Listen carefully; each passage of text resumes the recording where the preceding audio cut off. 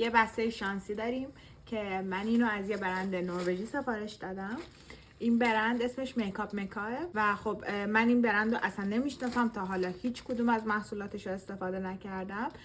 چند روز پیش توی پیجشون دیدم که یه حراج 70% گذاشتم و میستری بگاشون هم 70% آف زدن. اون همه کاغذ فقط برای همین یه بسته کوچولو اندازه کف دست. دقیقاً توی دیسکریپشنی که توی وبسایتشون گذاشته بودن نوشته بودن که 7 محصول فول سایز قراره بگیرید که از بهترین بستسلرهای این برنده. محصول اولمون یه اسکرانچیه، دومین محصولمون یه لیپ گلاسه. براشش رو دوست ندارم، خیلی کوچولوه برای لیپ گلاس. یه ذره از این مدلاست که میچسبه، من خیلی این مدلی دوست ندارم، یه ذره سنگینه. من فکر میکنم که این لیپ گلاس یه ذره از این حالتهای حجم دهنده است، به خاطر اینکه داره لبم و اینجوری گیگیلی میکنه، حالت تینگلی داره میده به لبم و حس میکنم اون مدلیه. روش نوشته پلامپ ادیکت، احتمالاً از همین است که حجم میده.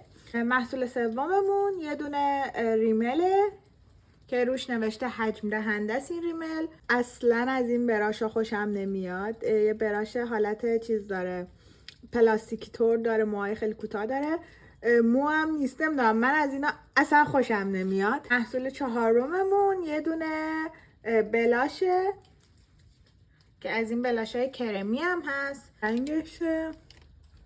محصول پنجممون یه دونه پودر فیکسه، میشم خیلی زیاد نیست. حالا اینم توی یه ویدیو آرایشی میایم با هم تستش میکنیم ببینیم چه جوری. محصول بعدی یه دونه از این ماژیکای ابروه که میتونید موهای خیلی نازک باهاش بکشی. نمیدونم تو دوربین مشخصه یا نه، یه همچین چیزیه دقیقاً. محصول آخرمون روش نوشته بکنم لیپ پنسل، لیپ لاینر، یه همچین چیزی و که حالت فکر کنم رژ لبم داره.